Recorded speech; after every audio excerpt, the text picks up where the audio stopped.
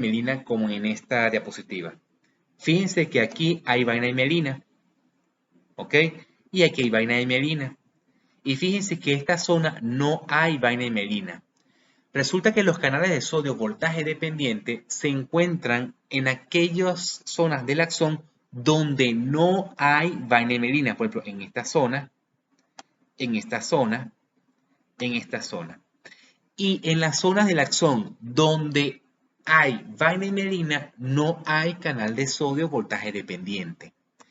¿Qué repercusiones tiene en la velocidad del traslado del potencial de acción? Es que lo hace de manera saltatoria entre un nodo de Rambier hacia otro nodo de Rambier. ¿Qué quiere decir eso? Una vez que se genere el potencial de acción aquí, porque detectó un cambio de voltaje y aperturó los canales de voltaje dependiente, la siguiente vez que se aperture en localización en espacio, o sea, a este nivel, ¿verdad? Tiene que el sodio trasladarse hasta acá para que haya un cambio de voltaje y aperturar los canales de sodio de voltaje dependiente a este nivel. ¿Ok? Entonces, a este nivel, una vez que llegue el sodio que lo ingresó a este nivel, se apertura los canales de voltaje dependiente a este nivel, ingresa más sodio y va a este sitio por difusión y apertura los canales de voltaje dependiente a este nivel, al siguiente nodo de Rambier. Entonces, en el punto A se activó en primer lugar, en el punto B se activó de segundo lugar porque el sodio que ingresó aquí llegó acá y luego se activa el punto C porque el sodio que entró aquí se trasladó hasta acá. ¿Ok? Obviamente este sodio se va a trasladar también al sitio inicial, que sería acá, pero se va a encontrar con un canal de sodio voltaje dependiente cerrado e inactivable. Como les digo, la única manera de que el canal de sodio voltaje dependiente que esté inactivo se vuelva a activar es que el potencial de membrana se vuelva en reposo. Y de esa manera, entonces va a poder captar un nuevo potencial de acción y ser trasladado de ese punto, del punto A al punto B y del punto B al punto C. Los puntos A, B y C representan al nodo de Rambier, zonas donde no hay vaina y mielina. Y les comento, entre más grueso sea la vaina y mielina, más rápido va a viajar la información a través del axón mediante el potencial de acción. Entonces hay una clasificación según el grosor de la vaina y mielina, por ende se especifica que será más rápido que va a viajar el potencial de acción.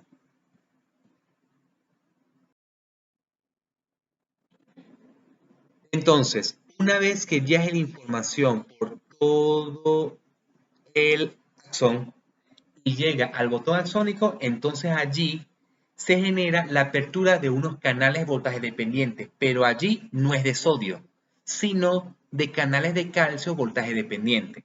Quiere decir que en el botón axónico, el calcio ejerce una función importante que no ejercería en otros sitios de la neurona, por ejemplo, hablando del axón, ¿verdad? En su longitud, que cumpla una función en específica.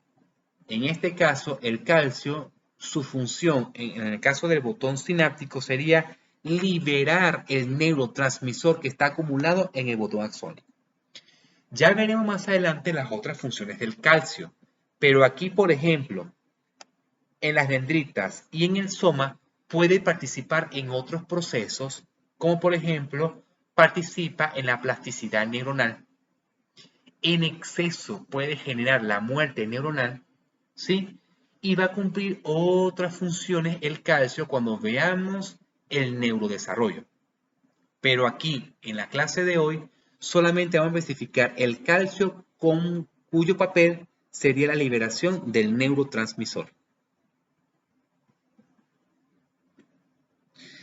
Por esa razón, a continuación vamos a hablar lo que corresponde a la sinapsis. ¿Qué ocurre una vez que ingresa el calcio en el botón sináptico del líquido extracelular al líquido intracelular gracias a la apertura de canales de calcio voltaje dependiente quien lo aperturó sería, en este caso, el potencial de acción que llegó a este nivel. Entonces, aquí damos la introducción lo que corresponde a la sinapsis. La sinapsis es la comunicación entre una neurona y otra, ¿ok?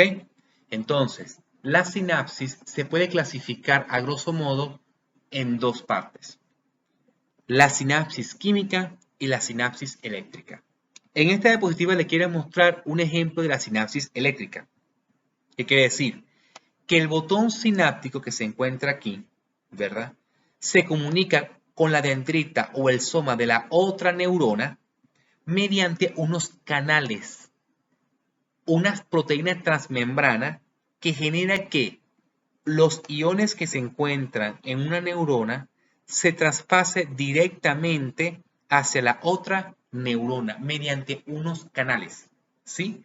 Fíjense que la proteína transmembrana de este canal se une a la proteína transmembrana de este otro canal de la otra neurona. Y si llegase a llegar a tener sodio a este nivel, entonces se traspasa directamente por este canal hacia la otra neurona, ¿sí? O sea que desde el punto de vista funcional, se comporta como si fuera una sola neurona. O sea, dos neuronas conectadas como si fuera una sola desde el punto de vista de funcionalidad. No depende de liberación de neurotransmisores para que entre sodio en la otra neurona, bien sea en la dendrita o en el soma, ¿sí? Este tipo de sinapsis es de menor proporción en el sistema nervioso central del ser humano. Prácticamente se consigue en mayor proporción en insectos, por ejemplo, pero se describe actualmente que en un menor porcentaje existe sinapsis química en el sistema nervioso central del ser humano, que eso explicaría ciertas patologías como por ejemplo epilepsia, pero eso ya lo veremos más adelante, ¿ok? Cuando veamos epilepsia. Pero por los momentos, a este nivel, solo quiero que sepan de que existe una sinapsis química y que representa un menor porcentaje en relación a la sinapsis química.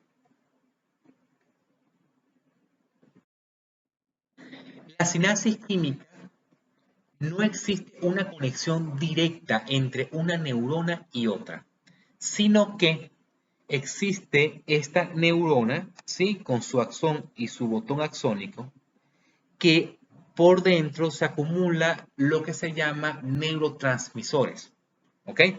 Y este sería la otra neurona que representa o el cuerpo neuronal o las dendritas.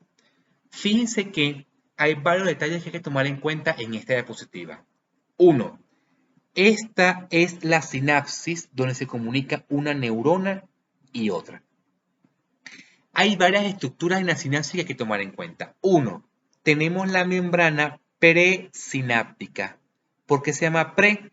Porque es lo que está antes, ¿sí?, de lo que ocurre a la liberación del neurotransmisor.